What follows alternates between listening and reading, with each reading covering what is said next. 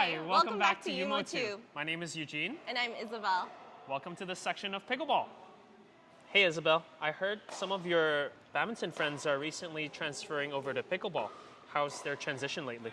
Yeah, a lot of my badminton friends are getting into pickleball just because it's the summertime and there's just so many similarities from pickleball to badminton. Like for example, the court size is the same. I wear the same shoes that I wear for badminton. Right. I wear the same outfit. Right. I even use the same grip that I use for my badminton rackets.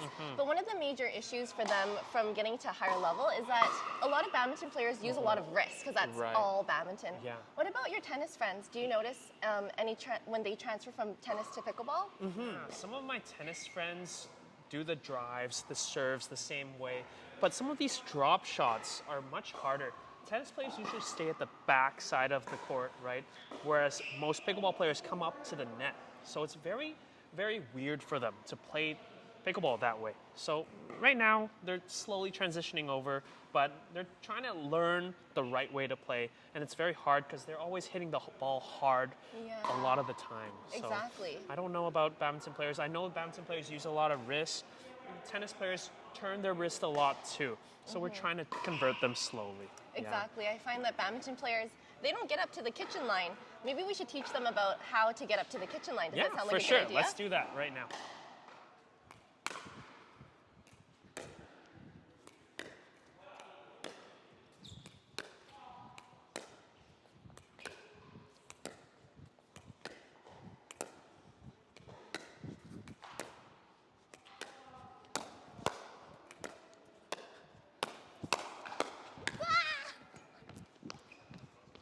As you execute your third shot, it's important that you take your time, right?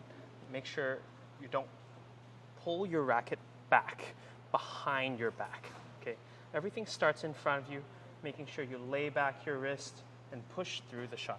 Each shot should feel like the dink, right? But just a little bit more follow through of a shot. And each shot, you can see as I move up to the net, we're not trying to do too much with it. Keep that nice and gradual stroke on the shot. And making sure we're just leading with our shoulder on each shot, really. Yeah, I noticed that you didn't use any wrist either. It was just like a pendulum. Yeah, and that's a good way to show badminton players not to use that wrist. Same with tennis players, just to make sure that they don't do too much. Just keep it simple, basically. I find that when I do use my wrist, I just pop up the ball, and then I get killed right after. So it's important to keep that wrist locked. Exactly, wrist lock, but nice and loose grip though, right? Yeah. And making sure that they're holding like a 3 out of 10 to 4 out of 10 grip strength. So not like a death grip where it's like 10 out of 10 and they're like dying on that wrist, right? Exactly. Yeah, exactly. Hey, question for you. How do you usually prevent injuries on a typical pickleball day? Yeah, I always make sure I have a good warm-up. So I have a band, and I'll put the band between my legs and make sure I do some good squats, some crab walks as well, just because in this type of footwork, there's lots of squatting. It's more than you expect. So it's really important to warm up your legs. Do you do anything to help with injury prevention? Yeah, just a little bit of stretching in general, but you got it all covered, really. Because in general, we just need better footwork when we play the game, right? So stretching and doing those crab walks, making sure that we're moving the right way first. But in pickleball, if we're not moving the right way when we play, then we're going to get injured. So making sure you're shuffling your feet left and right when you're dinking, making you're shuffling properly when you're moving back, right? Yeah. And moving up the right way too, right? Do you want to show us how you for sure. do some of that footwork? Just properly shuffling, right? Just properly shuffling, moving back, right? Just keeping it simple. But we're not crisscrossing our legs, you know. We don't want that at all. That's something that I had to get used to. I think in badminton I do a lot of like this, but I've learned to use my other leg to push out instead of crossing my legs over. 100%. Thank you for watching YumoTube today. I'm Eugene. And I'm Isabelle. Thank you so much for watching the video. Hope you enjoyed it.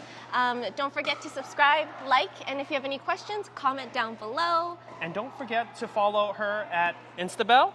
And I am counting my calories on Instagram, but don't forget to follow at Yumo Pickleball. And if you like any of the gear that we have, go to YUMO.CA. See you next time. Thank you. Goodbye.